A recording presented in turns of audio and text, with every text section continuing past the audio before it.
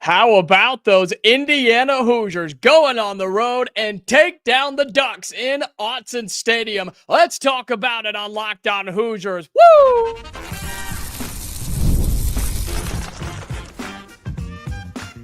You are Locked On Hoosiers, your daily podcast on the Indiana Hoosiers. Part of the Locked On Podcast Network, your team every day. Welcome, and it is the Locked On Hoosiers podcast. I'm your man, Jacob Goins. I appreciate you being here, making this your first listen or your first watch every single day. We are part of the Locked On Podcast Network, which is your team every day. This is a live episode of Locked On Hoosiers immediately as the clock hits 000 in Eugene, Oregon. Your Indiana Hoosiers go on the road in Autzen Stadium and take down Dan Lanning and the Ducks 30-20. Is the final score. Thank you so much for being here on Locked On Hoosiers, this live show we have for you here on a Saturday evening. And man, this is one of the best feelings I've had as an Indiana fan, as someone who covers the Hoosiers and just loves being a part of Hoosier Nation. This is one of the best feelings that you can have as Indiana defeats the Oregon Ducks in their house 30-20 for the biggest win in Indiana football program history. I welcome in my guy, Brian Smith, our Locked On recruiting expert and a proud Indiana grad today, Mr. Smith. Welcome into the Locked On Hoosiers live show. Against all odds, Brian, the whole world said Indiana couldn't do it. Oregon was too good. Dan Lanning's too impressive. Dante Moore is the Heisman betting favorite, Brian. Ain't no way the Hoosiers could do it, but they shocked the world, my friend. They executed. It's that simple. They were just the better team running the football, especially in the trenches. How about this stat line above all others? Oregon had 1 sack. The Hoosiers had 6. 6, Brian. You know how many times Dante Moore had been sacked on the year coming into this game? Once. One time. He had 1 pick coming into the season or coming into this game, and he had 1 sack coming into this game. Dante Moore walks out with 2 interceptions, and he was sacked 6 times. That's what you have to highlight here is the defensive game plan, the defensive effort, and just the defensive pressure that Bryant Haynes and the Hoosiers brought to this Oregon offense. And they did it on the road and made the Ducks look uncomfortable for 4 quarters, Brian. Bryant Haynes earned that $2 million paycheck today. If he's still in after this season, I will be quite surprised. You shut your mouth, Brian. Stop with that right now. People already came calling, though. That's the fun part, is people already came calling after him, and Indiana paid him to keep him in Bloomington. And today is why. You saw why today. They don't have the depth maybe of some other teams, but they don't make many mental errors. And like that last interception, that's really basic football. But he waited for Dante just to start his motion. He knew what he was going to do, and he jumped the route. Like, it's really big, but he executed it flawlessly. Fisher had great plays where he cut off the angle. The secondary didn't give up the big plays except for just one, and at some point, you're going to lose a play. But that was the only play all game that Oregon got loose. They only gave up 13 offensive points. Now, everybody wants to talk about, Hemby and some of the throws that Mendoza made, Surratt, and that's all great. The reason they won today is defense. Again, 6 sacks. Oregon, I can tell you, as somebody that's a recruiting analyst, does not screw around with offensive line recruiting. They are really good. Indiana's got a bunch of 3-star kids and transfers. There isn't a 5-star in that group. There may not be a 4-star. And they just got 6 sacks in Autzen Stadium. Indiana taking down Oregon 30-20 on the road. We're going to talk all about it. I've got a list of bullet points that I want to go through throughout the entire game, from Indiana's defensive pressure to Fernando Mendoza bouncing back after a pick 6, the atrocious officiating Indiana had to go against on the road. So you take down the Ducks 2v1, basically. Also want to talk about Roman Hemby. I want to talk about Signetti. I want to talk about the Ducks a little bit, and I want apologies. I want people to apologize to the Indiana Hoosiers right here and right now, because all I was told this week, Brian, was that Indiana wasn't good enough. They didn't know what they were walking into, a buzzsaw that they weren't ready for big boy football. Plain and simple, the Hoosiers were the more physical team. I think they were just as talented and more talented in some areas than that Oregon Ducks team, and they were flat out the better team today. So for everybody, not just Ducks fans, I'm talking college football. I want people to apologize to Curt Cignetti and this Indiana team. And if you don't respect the Hoosiers by now, then you're just a glorified hater and you never will. I agree. It's amazing. I'm looking at some of these stats. Like Oregon averaged 2.7 yards per carry. Now I know sacks are counting against that, but even though they averaged around 5 with their running backs, timeliness was a part of it. Indiana above the defense, like clutch plays. It's not even competitive. Third downs, Oregon, 3 out of 14, brother. That's barely over 20%. You're not going to win against FCS competition doing that. Yeah. And on top of it, Indiana outthrew them. They outran them. They're better third downs. Like Oregon needed to go to fourth downs, which is never a good sign. They just never found a sink against the Hoosiers. And it's not like Indiana, again, they're not throwing out the 85 Bears defense here. This is just a team that executes at a very, I don't want to say flawless, but darn near flawless level. And it's just fun to watch. It's so consistent. My question is, how do you do that with a bunch of transfers? Like, it's the hardest thing to do. Discipline and game planning. I mean, that's what it comes down to. I mean, can we establish too, the linebacker core for this Indiana team was just unbelievable. Good. We knew it was good coming in, and we knew Aiden Fisher was the All-American, and my God, he played like it today. We'll talk about individual stats here in just a little bit because Aiden Fisher needs to be highlighted, but so does Elijah Hardy. So does Isaiah Jones, who had the final pick there as well for the Hoosiers. Listen to this just as your linebacking core. You ready for this? Let's go for it.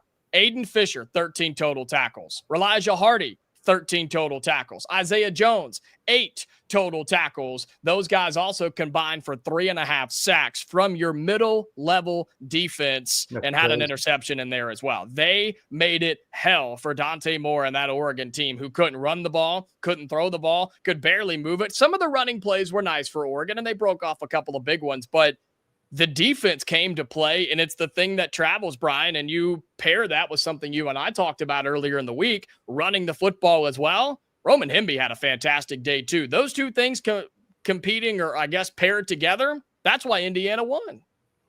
Total of 6 sacks and 8 tackles for loss for the Hoosiers. Comparatively, 1 sack and 4 tackles for loss for Oregon. And Oregon's all 4- and 5-star kids. There might be 1 or 2 kids on that defense that played that weren't 4 or 5 stars. And they have a very good staff. I'm not saying they don't. They got outcoached. Oregon got outcoached. And I'm not saying Dan did a bad job or anything like that. Indiana was just slightly above in pretty much everything. And maybe the thing that I'm sure it scared you too, when the pick 6 happened, I said, they're in trouble. Oh, yeah. You could feel it shift. Everything went back to the Oregon sideline. How often do you see a team just come right out and smoke a team after a pick 6? That was really wild to me. Even at the NFL level, that is incredibly rare. And those are older guys. Fernando Mendoza made money today. He made money today because sometimes you got to quote unquote win your clunkers. That was a horrific decision on the pick 6, throwing, jumping, like terrible decision. Comes right back out.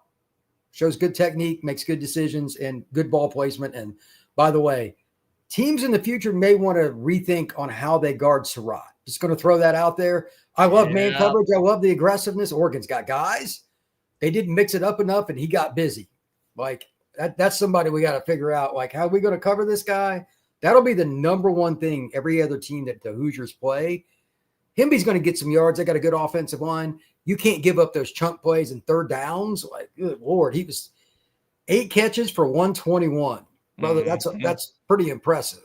That's an NFL level receiver is what that is. Oh, yeah, he's going to start on Sunday. Somebody's going to take him in the first 3 rounds. He'll end up starting in the NFL at some point. This is great, man. This is why college football – I'm not saying this because I went to Indiana, but this is why college football is the best sport on earth. It is so up and down. There's so many memorable moments, and there's so many different opportunities for people to say, I remember when this happened, we didn't think, and then you can go back through and the stats are the stats. They're final. Indiana won by 10 and they earned it. Yep. They flat earned it. It wasn't even a doubt. Yeah. This isn't a fluke. This is not a fluke by any means. And Indiana goes on the road, controls the time of possession for the most part. A lot of those stats ended up being fairly even. Time of possession, total yards, right? Turnovers clearly were a big one down the stretch. Penalties ended up being somewhat even as well. But Indiana just executed at a higher level. And you're right. You talk about Curt Cignetti, who comes in a year and a half and has already turned Indiana into a legitimate program in college football. Brian, this was the biggest win the Hoosiers have ever had. This was the first time ever in program history that Indiana goes on the road to a top 5 team and gets a victory. First time ever. And they showed the stats. What was it, like 1-78 or whatever the crazy stat was? I mean, it was bad because Indiana has been bad. But this is a different team. And I genuinely hope that the college football world watched this today. They had no choice. It was the best game on. They watched this game and they change the way they think when they see the IU logo in football. Because if you don't, then again, you're just a bona fide hater and you probably need some help. Indiana is a good team, and now they're a good program. And so many people, I hope, got to see that this wasn't a fluke. You won by 10 on the road. You're the second team ever to beat Dan Lanning at Autzen Stadium. And the Hoosiers are now, Brian, a pure lock to make the college football playoff. Yeah, they would have to have a significant amount of injuries and everything possible go wrong not to make it at this point. So I'm looking at the AP poll for this week. The Hoosiers were ranked 7th. Mm-hmm. Oklahoma just got smoked by Texas. That's, again, college football. I picked Oklahoma to win that game. Ole Miss barely beat some really bad team. I forget. Oh, yeah, Washington. Wazoo. Yeah. So they're going to end up being ahead of them. They beat Oregon. Ohio State and Miami, in my guess, unless A&M beats Florida by 30 tonight, I think IU will be ranked number 3 next week. Yeah, we got people asking that in the YouTube comments. Yeah. So you think 3rd? You think that's where Indiana ends up this Worst case, 4th, and it depends on the A&M game. If they come out and just lay the wood to Florida, okay, maybe there'll be some people vote differently, but I think Indiana will pass them. That's my guess. Because if you look at the last 20 years, there aren't many teams that played better, regardless who the head coach was, than the Ducks at home. It's got to be a top 5 home field in college football. It is really crazy. So, again, hats off to Cignetti and everybody else on that staff for getting the team ready. They didn't look phased at all. Never. It really, that surprised me. There's usually that 5 minutes, like you got to survive the first 5 minutes against a quality opponent with good coaching. It didn't matter. Nope. And I'll take that every time. The only other thing that I'll throw out here, Indiana never let up too. They just consistent all the way through with everything they did. Very professional approach. Indiana might be the most professional team amongst the college. Like, it's just the way everything's run is just so consistent. It's really, really fun to watch. They never got away from how they got to that point. They never went away from Mendoza. They never went away from Surratt and Cooper. They used Riley Nowakowski, the tight end, a little bit. I talked about that earlier in the week on Locked On Hoosiers. And then Roman Hemby, Kalen Black, all those guys offensively. The offensive line played great, Brian. Wasn't perfect, but it was pretty darn good against that defensive front with guys who were playing against NFL talent. Next year, the Indiana offensive line did everything they could to give Mendoza time. And how about a couple of quarterback runs in there as well? I want to talk about the 3rd down play that Fernando Mendoza picked up on the quarterback draw where the Hoosiers go on to score and put the game away. Best play call of the year and best executed play of the season so far. Indiana won the game on that play right there. When he started to take off, I said to myself, there's nobody there. They caught the Ducks flat-footed. Yep. Flat-footed. And he's not a burner or anything, but, he can run. That was the easiest first down he's going to pick up all year. How ironic, considering the circumstance and the opponent that you're going against in Autzen Stadium. So they executed that, too. He didn't hint. He waited just long enough before he took off. Again, it's just the details.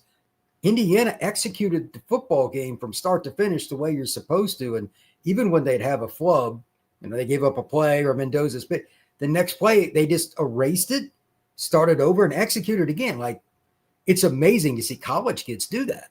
Yeah. I'm with you on that. Hey, we need to show some love to our sponsors here on this Locked On Hoosiers live show. This show is brought to you by our friends at DoorDash.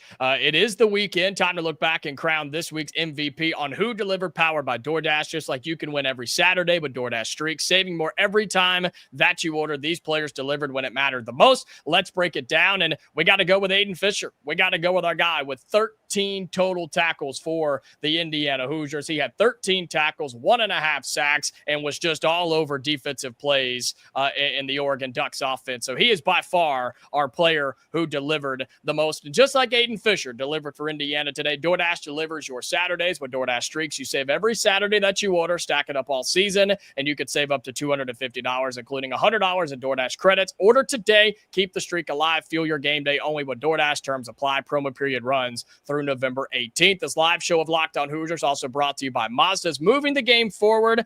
For those who believe it's not just about playing the game, it's about redefining it. There are moments that do more than put points on the board. They move crowds, move culture, keep moving the game forward. This week's moment that moved the game forward. I mean, Brian, what play in your mind was the one that sealed it for Indiana? Offensively, defensively, 58-yard kick at the end of the first half to keep the Hoosiers around in this game. I mean, what was the best play for you that truly moved the game forward? I think it was the back shoulder fade to Surratt. Oh, beautiful. NFL level throw. Oh, it's gorgeous. And it was, I mean, Surratt didn't overrun it. He was physical.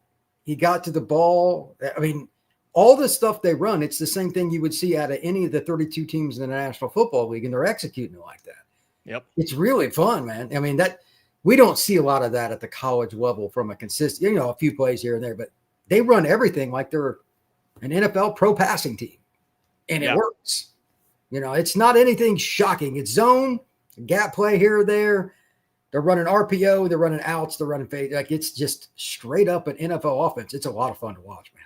That play moved the game forward. And when you follow what moves you, the unexpected is only the beginning. And just like there's more to every highlight, there's more to a Mazda vehicle. Mazda, move and be moved. Again, we thank you for being here on this Locked On Hoosiers live show. For those of you on the YouTube channel, man, the chat is active. Let us know what you want to see moving forward, what you liked, what you didn't like. Brian, your first time with us. We do that here on Locked On Hoosiers. We talk likes and our dislikes. And I've got a whole list of them that I wrote in my phone of things that I wanted to go through. We talked about a lot of these. The fact that Indiana overcame the penalties in this game, the ones that went against the Hoosiers and the ones that didn't go against the Oregon Ducks. This was a horribly officiated game. And the fact that Indiana overcame that was pretty incredible. But the Hoosiers got to figure out their offensive line moving too early and some alignment issues and false starts. I mean, that really could have came back to hurt Indiana. And if the loss, or I guess if the result had been flipped, those are the things we would be highlighting, right? I mean, those 5-10-yard penalties that started to stack up. Penalties can change the momentum of a ball game. They can really get in your crawl and make you be a little less focused. Again, Indiana was professional about it. Sometimes things don't go your way. Mm-hmm. Indiana found a way to overcome it. I'm not saying it did, like Cignetti was mad and all that. He's not exactly the friendliest guy on the sidelines, but I love him. He's hilarious, but it didn't seem to matter. Indiana, again, they just found ways to overcome any form of quote unquote adversity. That's one of the things Kurt talked about when he first took the Indiana job. Yeah. You've got to rise to those moments when it happens, because the other team gives out scholarships too, and it is what it is. So everything across the board makes me think this is a team that has a chance to make the Final Four of the college football. And then it's about who's healthy at the end, who's going to win it. But if Indiana's in the Final Four, do not be surprised at the end of this season. One thing that I liked was the fact that, and I'm going to talk about Oregon here for just a second, the fact that Oregon never went away, right? You felt like Oregon was always in this game. The pick six, we talked about it a moment ago. It was, oh no, like tie game, crowds in it. And then Indiana responds right away. Someone in the chat, where'd it go? I just saw it. They said, Heis Mendoza, let's go. I love that. Heis Mendoza. Just looked with our friends at FanDuel. Mendoza was 6th in the Heisman odds this morning. He's now back up to 3rd, according to FanDuel, after this game today, just behind Ty Simpson in Alabama, who played well against Missouri, and Carson Beck with Miami. And I love what Mendoza shows and the fact that he just doesn't care. He just is like, all right, that's fine. 2 weeks or I guess 2 games in a row, throw a pick, bounce back, lead a touchdown drive. That is a Heisman winning quarterback. That's the bottom line right there. You're not going to always make the right throw or the right read. And again, the other team gives out scholarships as well. They're going to make plays. It's those that are resilient enough to step up and deliver a pass over and over again. Like that next drive, I mean, the O-line and the running game, him, all those guys, they did a good job. Mm-hmm. But the bottom line is his throws, when they were just daggers, because it's not like the Oregon guy on that back shoulder was in a bad spot. Yeah. He was, I mean, those are all potential NFL guys at some point. Some are underclassmen. And Indiana still made more plays than they did. That's so rare. It's so rare. Because I really was curious if they took out Serrata in any point of the game, would they be able to pull away from Indiana? They never could. No. Indiana Serrata played well. Cooper played well. Yeah. Again, it was multiple guys. And Roman Hemby in the passing game was dangerous too, plus his 70 yards on the ground. Yeah. Let's see. Hemby for the game, like he probably made as much money as, if not more than anybody in this game, to be honest. Yeah. Running backs are iffy to make it NFL. It's a different kind of deal. But he had 2 receptions, and he also had 70 yards on the ground, had 95 total yards. He's a pretty good pass protector. He's a threat in anything he does. He holds the linebackers, giving a chance for the receivers and the tight ends. He is a really good football player. He made some cash today. So good for him. How about him running over Thieneman on the goal line to score his first touchdown? That was awesome. It was impressive. I guess he just remembers where Thieneman used to play, and that motivated him. I was really impressed. Really impressed with Roman Hemby. Again, Kalen Black had a couple of carries in there. So those are a lot of my likes. Again, I wrote a ton of stuff down. The ability to get several interceptions defensively, whether it was the tip drills or whatever the case may be. I mean, just, again, the pressure and the schemes from this Indiana defense and Brian Haynes. We saw a ton of it early in the game, and they actually mentioned it on the CBS broadcast, the difference between 2 linebacker sets and 3 linebacker sets. And when Indiana showed pressure and got home to Dante Moore, clearly it worked. But there were some times I was questioning bringing all the pressure because Moore showed in a couple of scenarios, Brian, where he's good enough to pick that defense apart, any defense apart, really. And so I thought that was kind of fascinating how Indiana kind of adjusted, especially coming out of the locker room defensively. I was just looking at that. I'm glad you brought it up. One of my favorite players that I have covered in the last 5 years conservatively is DeCorian Moore, the freshman receiver for the Ducks. Yep. He will eventually be a top 15 pick. He's that guy. Today, not that he's a bad player, 4 catches, 39 yards. He's their best player as a pass catcher, he's elite. His route running and all that. He worked with, I believe, with D-Rob in Dallas, one of the best trainers in the country coming up. He played, I think, at Duncanville. Like every school in the country offered him for his junior year of high school. Yeah. He walked into Oregon and started. He's their guy, and they took him away. That is incredible. Indiana mixed up their coverages. Again, that's what the pros do. You can't just run one thing against good teams. They'll figure it out. They mixed it up a little bit, and they kept him off guard. Dante's a kid I know well, and he's one of the smartest young quarterbacks I've ever scouted. He didn't look comfortable in the fourth quarter. Mm-mm. No, I don't think he was forcing things. It just there was nothing to force. It didn't seem like Indiana gave him or that Oregon offense any opportunities down the stretch. He just looked really, really frazzled, and that goes back to the coaching staff for the Hoosiers. And again, tip of the cap to them for keeping it that way. But Dante's the one that suffered because he never felt like he had any easy access 5 to 10 yard throws. And against, I'm not picking on their schedule, but a few of the teams they played early on before the Penn State, they just smoked them. They didn't have the DBs and stuff. Indiana's DBs and that linebacker stepping underneath, like they made him feel uncomfortable. And that's why probably that last one was late. He should have threw that last pass. He got picked. Yeah. He should have threw that. Like, he wasn't sure. And then, of course, when you hesitate, it doesn't go well.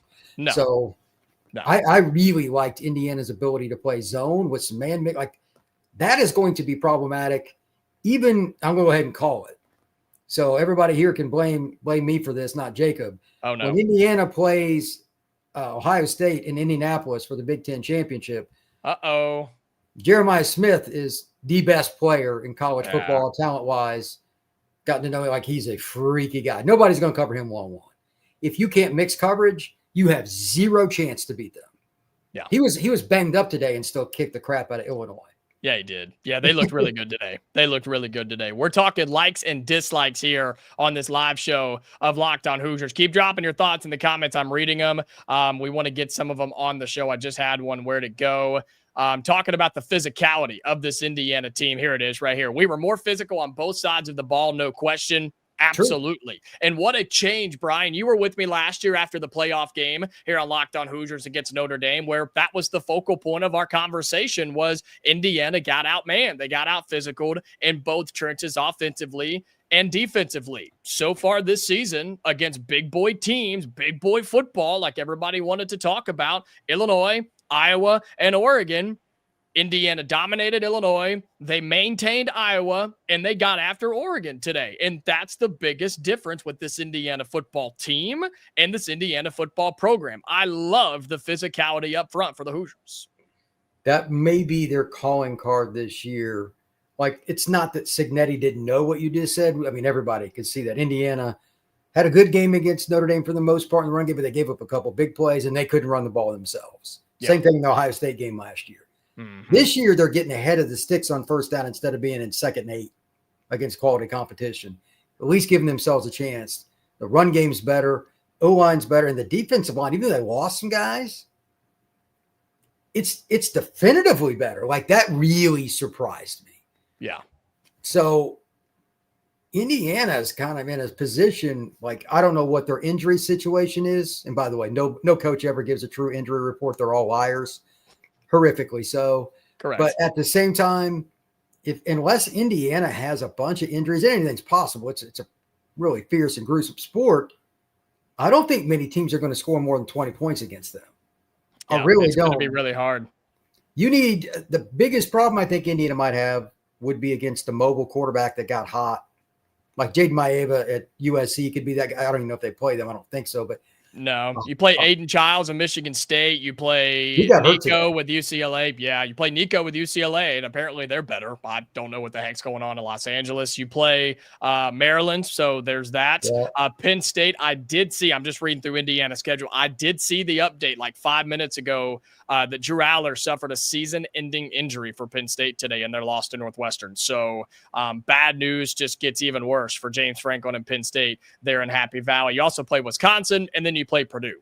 There's no offense on that schedule, Brian, that Indiana's defense can't handle or maintain or slow down or just completely shut down, in my opinion. Even UCLA's revival on offense, no. Stop. They played Michigan State today. I'm not overly worried about that. Yeah, I think and hats off to the staff for UCLA. That's an incredible story. Coming to Bloomington, not liking UCLA's chances. Though they might score 20. Nico's a freaky athlete. Yeah.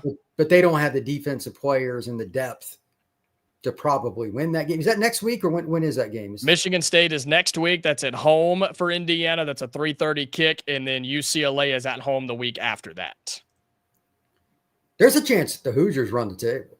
There's a chance. There's a legitimate chance. And here's what's so crazy, too. Also, I don't know if you saw the comment I put up there. When does Cignetti get a statue outside Memorial Stadium? They ought to start breaking ground on that as we speak. There is a chance, you're right, that Indiana could run the table here, Brian. And I want to get your recruiting thoughts here in just a moment before we wrap up. But Indiana preseason had 3 big games on their schedule and another one that could be tricky. It was the Illinois game at home. It was the tricky game on the road at Iowa, and then 2 road games in conference at Oregon and at Penn State. The thought process was if you go 2 for 4 in those games, you're 10-2, taking care of business. You're probably in the college football playoff again. Indiana's through 3 of those 4 games, Brian. They've won all 3, and Penn State's a dumpster fire right now. I'm with you. There's a legitimate shot that the Hoosiers, if they stay focused and take care of business, you're talking top 4 or 5 seed in the college football playoff, man.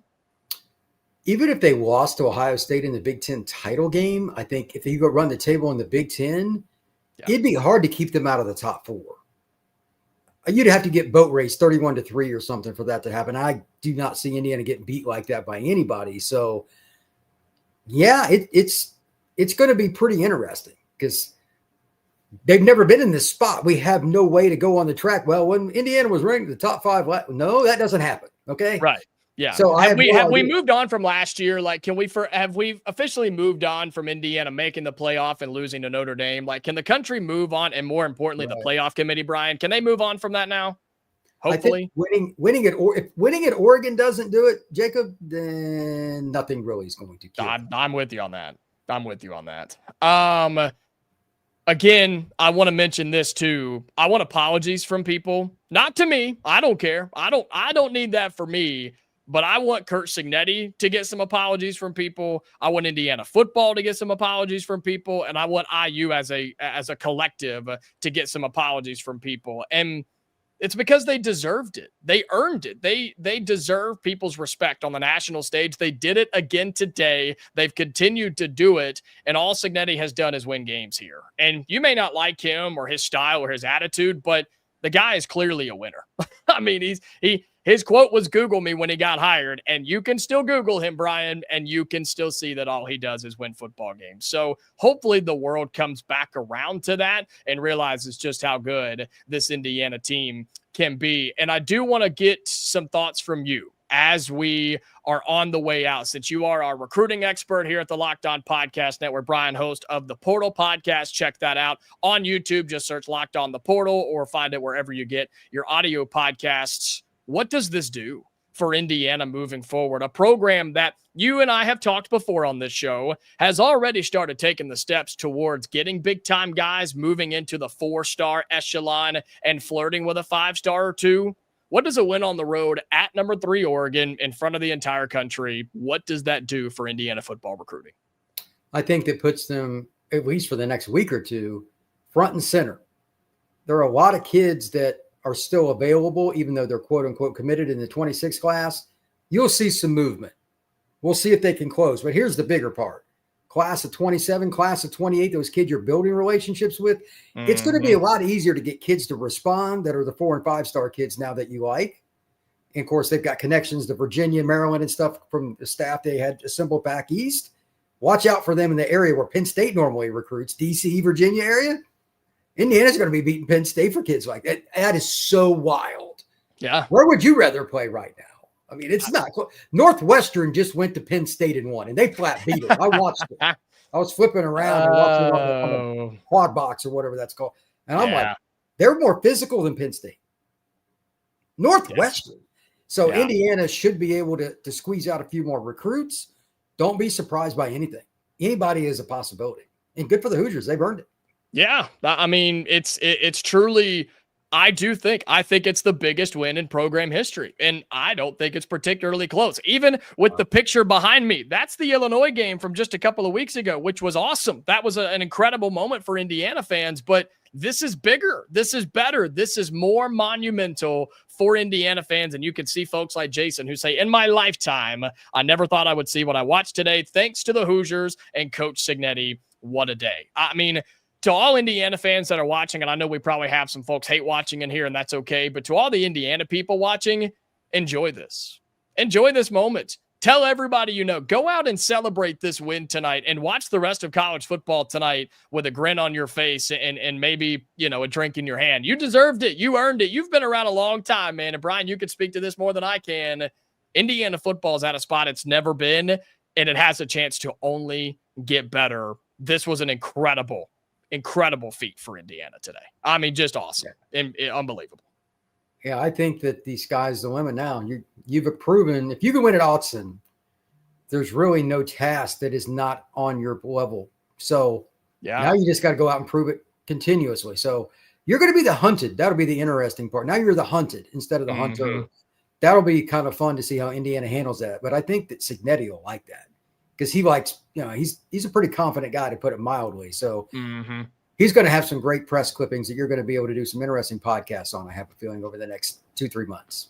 Yeah, well, we're about to wrap up here on this Locked On Hoosiers live show. Again, we've got over 450 people in here, man. It's been a lot of fun reacting to Indiana beating Oregon 30-20 on the road in Autzen Stadium. It may never rain in Autzen, but, Indiana doesn't care. They didn't care. And it started to drizzle a little bit too. But someone says you can make a strong argument that Indiana should be number 1 in the AP poll. I think there's an argument. I don't think it'll happen, and I'm not going to put my trust in the AP poll voters. But Indiana, you said it earlier, Brian, and I agree. They should be a top 3 team moving forward, and they'll be favored in every other game they play this season. A reminder, here's what Indiana has. Home for Michigan State, home versus UCLA, at Maryland, at Penn State, with Drew Aller out for the season after Penn State loses to Northwestern. They're now 3-3 on the season. Home versus Wisconsin, and at Purdue. I mean, there's a chance you win all those games, and there's a chance you win all those games by double digits. Yeah, we have no idea what Penn State's going to be able to do. The Maryland game scares me a little bit. They got a young quarterback that's talented, but they don't have a lot of defense. Yeah, this could be an interesting situation. Well, Maryland's defense is okay, but this could be an interesting situation because Indiana could clobber a lot of teams. Again, even if they lost Ohio State in the Big Ten title game, I think there's a great chance to end up with a top 4 seed. Means a bye, that means rest, and getting some really good opportunities right after this. This is going to be a lot of fun for Indiana fans. You think Ohio State's nervous? Roderick says Ohio State should be nervous. You think they are? Think they're worried about Kurt Cignetti and the Hoosiers just yet?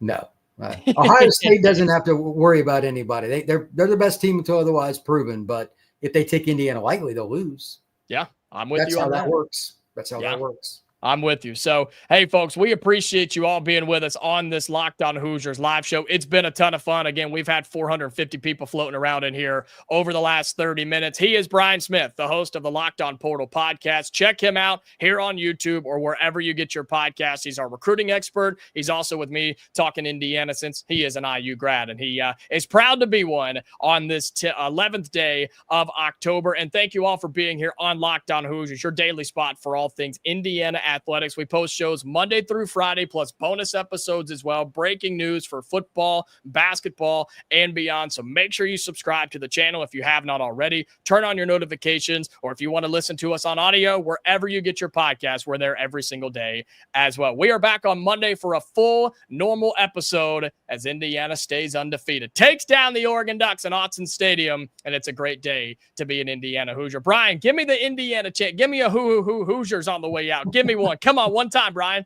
I know you can. I'm not going to do that. Just know that Indiana's a top 3 team, man. They're a top 3 team. I think that's good enough. I'll give you one, folks. Until Monday, we'll be back then. Stay safe, Hoosier fans, and we'll talk to you later. Hoosiers!